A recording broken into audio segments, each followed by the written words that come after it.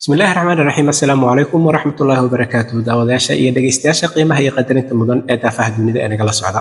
Halkani waa Somali Voice Norway ama codka Soomaaliyeed ee Norway oo aad alaaba uga barateen barnaamijyo lagu dhisayo garaadka qofka, qoyska iyo qaranka Soomaaliyeed. Waxaan halkan idinkaga soo gudbin doonaa barnaamijkeena sahanka bulshada oo noqon doona barnaamij taxane ah oo toddobaadle ah ka oo aan uga hadli doono arrimaha muhiimka u ah bulshadeena. Marka aad maqasho urur bulsho waxa kugu soo dhici kara fikrado kala duwan. Ha yeeshee urur bulsho waxa loo yaqaanaa oo ahdaafta iyo halbeeggiisuba ay tahay in bulshada wax loogu qabto, loogu adeego, lagu mideeyo, looguna diyaariyo arrimaha kala duwan ee soo wajihi kara.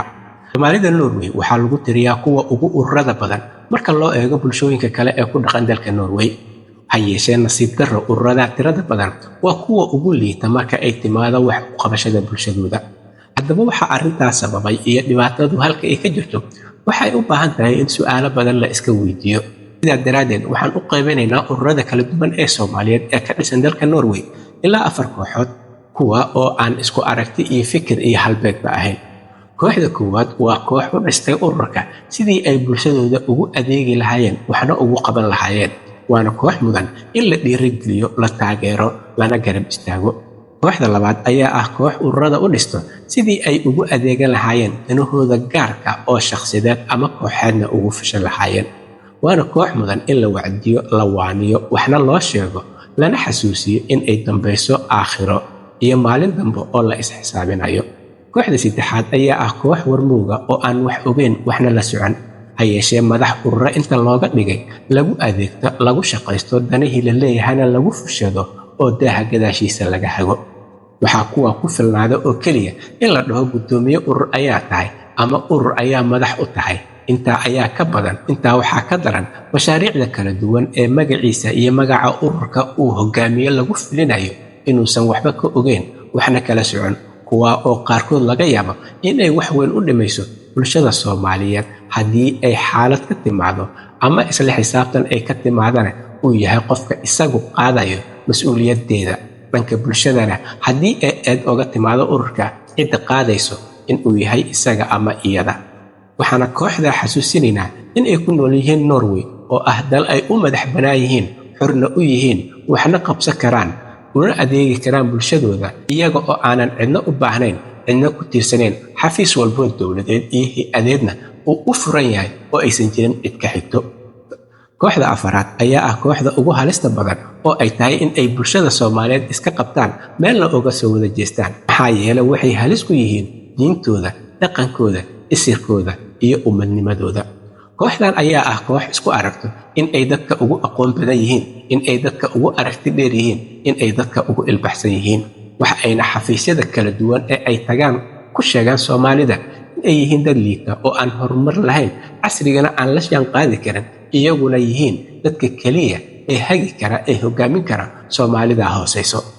intaa waxaa dheer oo ay kooxdan bulshada Soomaaliyeed magacooda ku soo qaadaan mashaariic wax u dhimayo diintooda, dhaqankooda iyo ummadnimadooda, kuwa oo halis ku ah jiritaanka ummadda Soomaaliyeed. dadka Soomaaliyeed ee ku dhaqan dalka Norway dufcadoodii ugu horreysay waxa ay soo gaartay dalka Norway 60maadkii, kuwa oo ahaa shaqaale ka shaqaynayay maraakiibta kala duwan ee isaga gooshta dunida.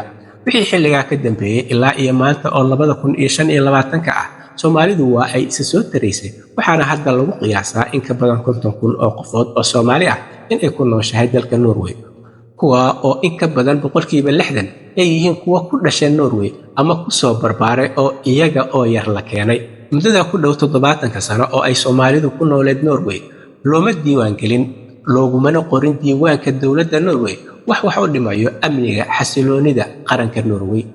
waxaana taa ay kaaga cadaynaysaa in ay yihiin bulsho nabdoon oo nabadda Norway qayb ka ilaalinayo bulshadana qaybtooda ka ah. ha yeeshee kooxdan ayaa xilliyada qaar soo qaato mashaariic ay ku sheegayaan in Soomaalida ku nool Norway ay yihiin kuwa halis ku noqon kara amniga qaranka Norway. sidaa daraadeedna loo baahan yahay in laga wacyigeliyo. mashaariicda ay soo qaateen waxa ay dhaawac ku tahay bulshada Soomaaliyeed, waxa ayna mararka qaar dadka qaar kala kulmaan dhibaatooyin ama tuhunno aan sal iyo raad toona lahayn. ma yara mashaariicda wax u dhimayo dhaqankeena, diinteenna iyo ummadnimadeenna ee ay bulshada magacooda ku soo qaataan. barnaamijkan sahanka bulshada waxa uu noqon doonaa barnaamij toddobaadle ah oo aan arrimaha kala duwan ee muhiimka u ah bulshada oga hadli doono. Waxa uuna makarafoonka Somali Voice in Norway gaari doonaa qaybaha kala duwan ee bulshada, waxaana ka soo qaadi doonaa waraysiyo kala duwan oo ay ku soo gudbin doonaan aragtidooda, fikirkooda iyo taladooda iyo tusaaladoodaba. Haddaba daawade, ma jiraa ururo aad isleedahay waxbay qabteen, mase jiraa kuwa aad isleedahay waxbay qabsadeen, mase jiraan kuwa aad isleedahay waxbaa lagu qabsadaa, mase jiraan kuwa aad isleedahay waxbay qarribaan? Adiga qudhaada ma jiraa urur aad isleedahay waxbuu kuu dhimay ama dhib buu kuu geystay? Su'aalaha iyo kuwa badan ayaan weydiin doonaa bulshada Soomaaliyeed, waxaana barnaamijkan oo tixano noqon doona wejigiisa koowaad ka bilaabi doonaa deegaanada galbeedka Norway oo ay ugu horeyso magaalada Bergen ee caasimadda labaad ee dalka.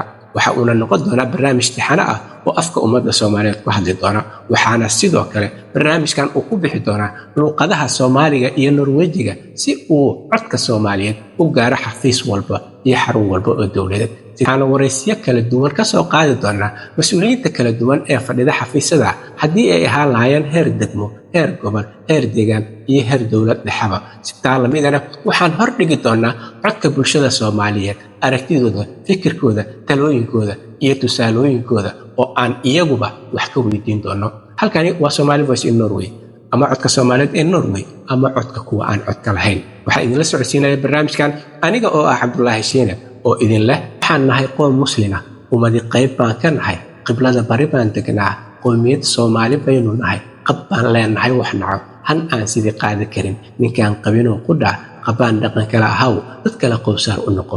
Wassalaamu calaykum waraxmatullaahi wabarakaatuh.